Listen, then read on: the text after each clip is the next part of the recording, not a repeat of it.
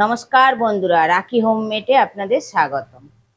আমি আজকে মৃগেল মাছের রেসিপি নিয়ে চলে এসেছি। আমি আজকে বানাবো এই গরমে হালকা পাতলা ঝোল, আলু আর পটল দিয়ে মৃগেল মাছের আমি ঝোল বানাবো। কেমনভাবে বানাবো সেই ভিডিওটা আপনারা দেখতে পাবেন। মৃগেল মাছের ঝোল বানানোর জন্য আমি এখানে 5 পিস মৃগেল মাছ নিয়ে নিয়েছি। মাছটাকে আমি ভালো করে ধুয়ে পরিষ্কার করে নিয়েছি।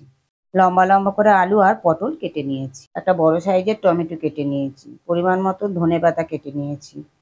একটা টমেটো কুচো কুচো করে নিয়েছি।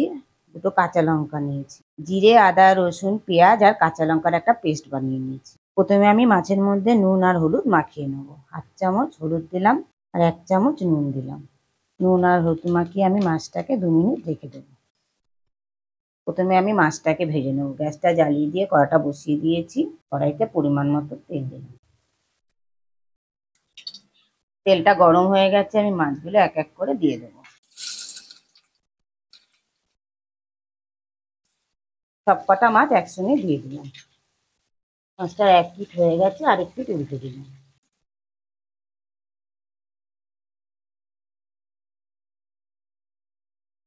মাছটা ভাজা হয়ে গেছে, তুলে নিলাম। সব কটা মাছ একটু লাল লাল করে ভেজে নিলাম।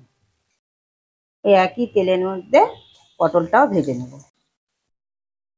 ওটা ভাজার জন্য 1/2 চামচ নুন দিলাম, 1/2 চামচ হলুদ দিলাম। পটলটার সঙ্গে মিশিয়ে নিলাম। পটলটা ভাজা হয়ে গেছে, তুলে নিলাম। একই তেলের মধ্যে আলুগুলোও দিয়ে দিলাম। আলুগুলো একটু লাল করে ভেজে নেব। আলুটা ভাজা হয়ে গেছে, তুলে নিলাম। ওই একই তেলের মধ্যে ফোড়নে দিলাম 1/2 চামচ গোটা জিরে আর একটা তেজপাতা। এবার ফোড়নটাকে আমি 1 থেকে 2 মিনিট ভালো করে ভেজে নেব। ফোড়নটাকে 1 থেকে 2 মিনিট আমি ভালো করে ভেজে নিলাম। একটা পেঁয়াজ কেটে রেখে দিয়েছিলাম, সেই পেঁয়াজটা দিয়ে দিলাম। মশলাটা ভালো করে কষে নিলাম। মশলা থেকে তেল ছেড়ে দিয়েছে। এবার একটা টমেটো পেস্ট করে রেখে দিয়েছিলাম, সেই টমেটোটা দিয়ে দিলাম। 2 চামচ নুন দিলাম। 1/2 চামচ হলুদ দিলাম। কালারের জন্য 1/2 চামচ কাশ্মীরি লঙ্কা দিলাম। মশলাটা যাতে পুড়ে না যায়, গ্রাইন্ডিং জারটা দিয়ে আমি অল্প পরিমাণ জল অ্যাড করি। সব মশলা একসঙ্গে ভালো করে মিশিয়ে আবারও 3 থেকে 4 মিনিট ভালো করে কষে নেব। সব মশলা একসঙ্গে ভালো করে মিশিয়ে নিয়ে আমি 3 মিনিটের জন্য ঢেকে দিলাম। 3 মিনিট পর ফিরে এলাম। ঢাকাটা খুলে দিলাম। মশলা থেকে তেল ছেড়ে দিয়েছি। মশলাটা ভালোভাবে কষা হয়ে গেছে। এবার আমি যে আলুটা ভেজে রেখে দিয়েছিলাম, আলুটা দিয়ে দিলাম।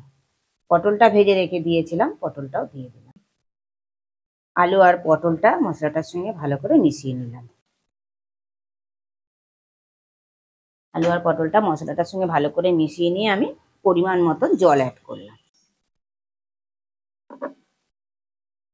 জলটা দিয়ে সব কিছুর সঙ্গে ভালো করে মিশিয়ে নিয়ে যতক্ষণ না ফুটে ওঠে ততক্ষণের জন্য আমি ঢেকে দিলাম।